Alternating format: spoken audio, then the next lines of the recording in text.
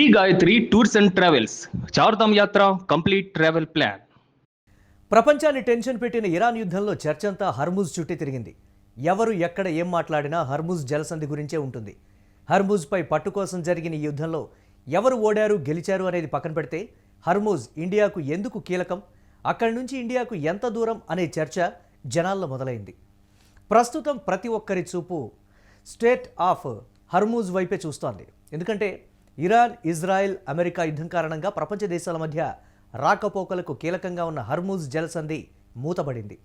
దీంతో గల్ఫ్ దేశాల నుంచి భారత్కు రావాల్సిన చమురు నౌకలు మొదట్లో అక్కడే ఆగిపోయాయి. భారత్ చర్చల తర్వాత ఆ షిప్స్ ఇండియాకు చేరుకున్నాయి. అయితే ఒక చమురు నౌక హర్ముజ్ నుంచి భారత్ చేరుకోవడానికి ఎంత సమయం పడుతుందో తెలుసా? ఆ నౌకలను ఎవరు రక్షణ కల్పిస్తారని మీరు ఎప్పుడైనా ఆలోచించారా? దానికి సమాధానం ఈ స్టోరీలో తెలుసుకుందాం. స్టేట్ ఆఫ్ హర్ముజ్ ఇది ప్రపంచ దేశాలకు మధ్య రాకపోకలకు అనువుగా ఉన్న ఏకైక సముద్ర మార్గం. దీని ద్వారానే భారత్ సహా అనేక దేశాలకు అవసరమైన చమురు, గ్యాస్ సరఫరా అవుతుంది. దాదాపు ప్రపంచంలో 30% గ్యాస్, ఆయిల్ గల్ఫ్ దేశాల నుంచే అన్ని దేశాలకు షిప్స్ వెళుతూ ఉంటాయి. అయితే ఈ జలసంధి నుండి ఇండియాలోని గుజరాత్లోని కాండ్లా ఓడరేవుకు దూరం సుమారు 1000 కిలోమీటర్లు ఉంటుంది. అలాగే ముంబై పోర్టుకు దాదాపు 1550 కిలోమీటర్ల మేర విస్తరించి ఉంది. అయితే వాతావరణం, లోడ్, మార్గాన్ని బట్టి ఈ ప్రయాణానికి 2 నుండి 3 రోజులు పట్టొచ్చు. ఎందుకంటే ఈ నౌకలు పెద్దవిగా ఉంటాయి కాబట్టి నెమ్మదిగా కదులుతాయి. కానీ అరేబియా సముద్రంలో మాత్రం ఇవి స్థిరమైన వేగంతో ప్రయాణిస్తూ ఉంటాయి. అయితే చమురు ట్యాంకర్లు సాధారణంగా గంటకు 24 నుండి 31 కిలోమీటర్ల వేగంతో ప్రయాణిస్తాయి. అంటే సగటున గంటకు 27.78 కిలోమీటర్ల వేగం. ఒక చమురు లేదా గ్యాస్ ట్యాంకర్ కాండ్లా పోర్టుకు చేరుకోవడానికి సుమారు 37 గంటలు, అంటే దాదాపు 1.5 రోజు పడుతుంది. అదే ముంబై పోర్టుకు చేరుకోవడానికి సుమారు 53 గంటలు, అంటే 2 రోజులకు పైగా పడుతుంది. హర్ముజ్ జలసంధి ఇరాన్, ఒమన్ దేశాల మధ్య ఉంది. ఇది కేవలం 21 నుండి 33 కిలోమీటర్ల వెడల్పు మాత్రమే ఉంటుంది.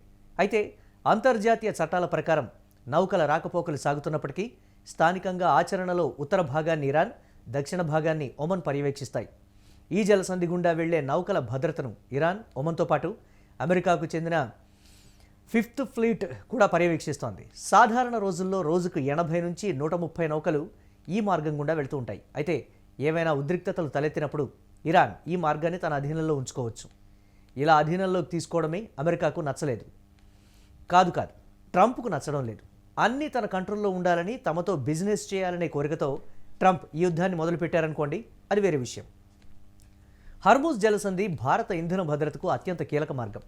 ఇక్కడ సరఫరా ఆగిపోతే దేశంలో పెట్రోల్ ధరలు పెరగడమే కాకుండా ఆర్థిక వ్యవస్థపై కూడా తీవ్ర ప్రభావం పడుతుంది.